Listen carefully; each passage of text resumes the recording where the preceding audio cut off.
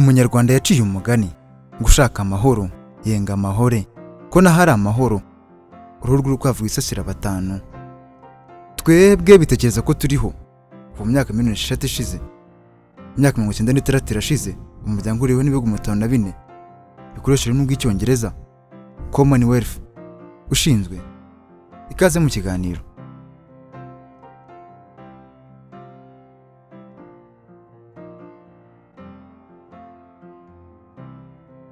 Commonwealth, ubukungu rusange, ni umuryango ufite indangagaciro zo kwimakaza demokarasi, imiyoborere myiza, uburenganzira bwa muntu, uburenganzira bw'abagabo n'abagore, kwita ku rubyiruko, gushaka amahoro n'umutekano ku isi. Nje ndi Rwema.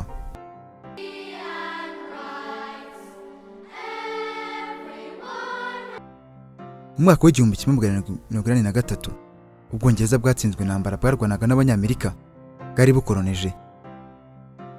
Mu 1976 icyo gihe nibwo Amerika inaboneye ubwigenge, itangiza Leta Zunze Ubumwe za Amerika zarazizwe na koloni 13.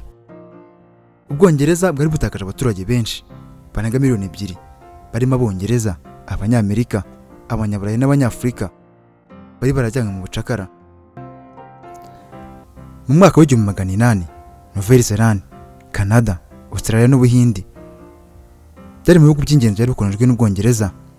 Bivuze ngo Ubwongereza bwategeka nibura 1/4 cy'abatuye isi yose.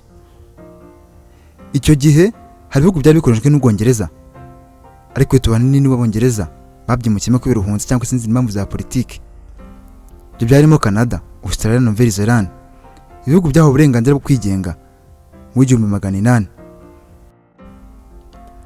Naho ibindi bihugu nka Afurika y'Epfo n'Ubuhindi byo byagombye kurwanya Abongereza kugira ngo bibone ubwigenge. Mu 1947 nibwo Ubuhinde bwabonye ubwigenge. Aha Umwongereza byugiraga byose byarakwikiriye tugaseka.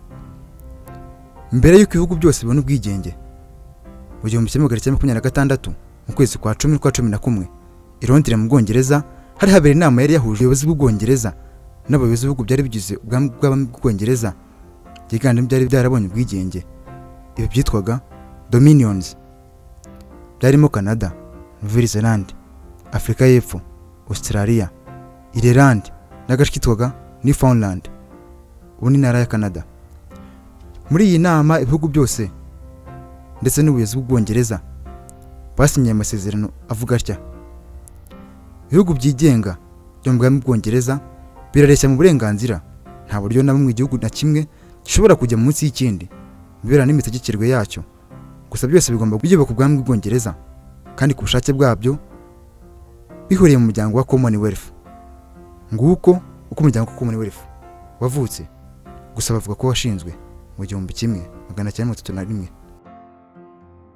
Mu mwaka w'1949 i London mu Bwongereza haterana indi nama hanzurwa ko n'ibindi bihugu byose byaba byifuza kwinjira mu muryango wa Commonwealth byakomorerwa bikaba byakemererwa kuba ibinyamuryango.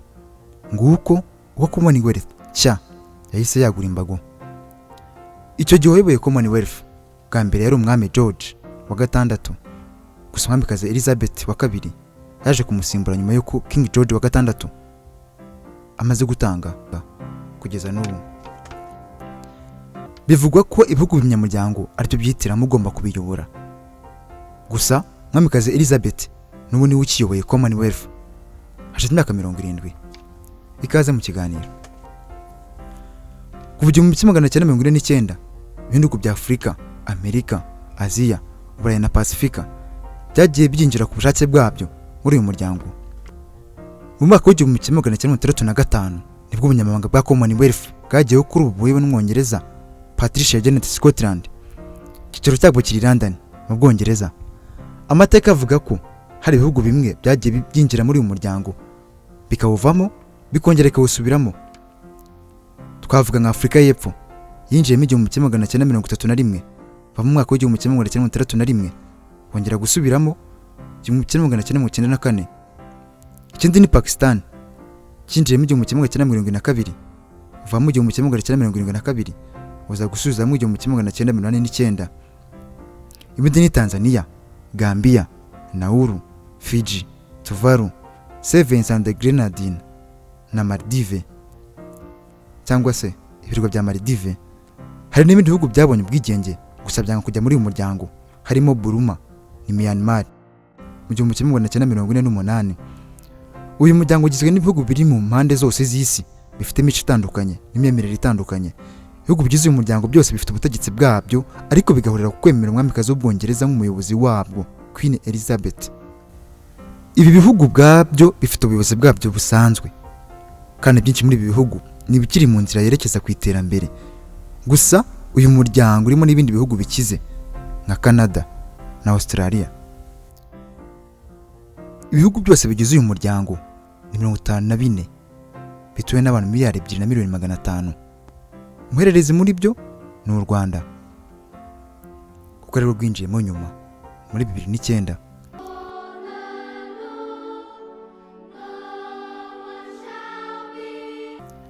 Ibihugu bya Afurika biri muri uyu muryango ni 19. Mozambique nicyo gihugu cyonyine kitakolonijwe n'Ubwongereza cyinjiye muri uyu muryango bwa mbere mu 1995, aho cyakurikiwe n'u Rwanda rwinjiyemo muri 2009.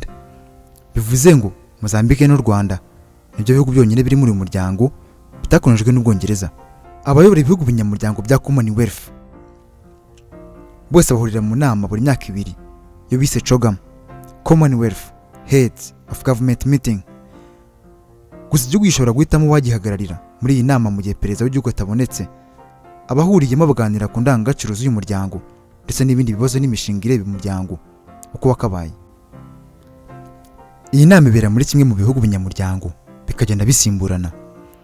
Kuva mu 1971 inama nk'izi zimaze kuba inshuro 24 hiruka bereye mu Bwongereza muri 2018. Indi igiye kubera mu Rwanda ni 25.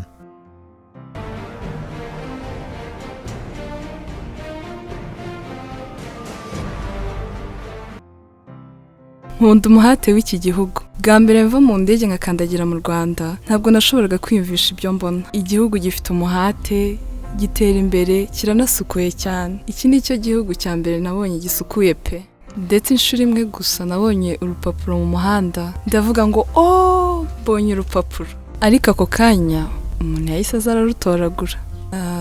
Nanyuzwe n'uburyo igihugu gitoshye, ari cyiza, ndetse natewe ishema no kujya kureba ingagi. Ndetse ku munsi wo kwita izina nemerewe kwita izina ingagi muri 2019. Ingagi yanjye nayise Nazariya kubera ko ubwo najyaga muri Kenya umumasayi yanyise Nazariya, bishatse kuvuga ukunda ndetse agaharanira amahoro. Nyamara ingagi yanjye ishobora kuba ari imwe mu ngagi nto z'inkubaganya ariko yitwa Nazariya. Uko niko Patricia Janet Scotland uyobora ubunyamabanga bwa Commonwealth yadusubije, abajijwe ibyo atajya yibagirwa kuko atekereje u Rwanda.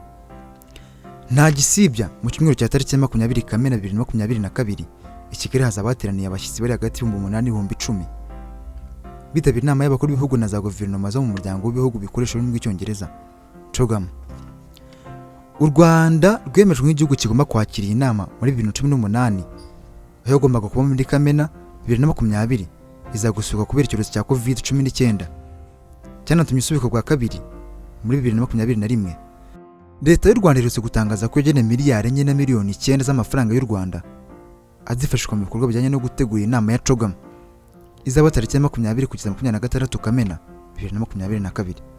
Mu bashyitsi biteze kuzitabira iyi nama harimo igikomangoma Charles n'umugore we Camilla. Byitezwe kandi ko na Minisitiri w'Intebe w'Ubwongereza Boris Johnson azayitabira kuko azahererekanya ububasha na Perezida Kagame nk'umuntu uzaba ugiye kuyobora inama ya CHOGM mu myaka 2 iri imbere. Inama zimwe izabera muri Kigali Convention Center, Intara Arena, Ubumwe Grand Hotel, Kigali Conference and Exhibition Village n'ahandi. Insanganyamatsiko igora kugoranira kugera ku ntego zihuriweho ku hazaza h'uyu muryango. Nje ni Rwema.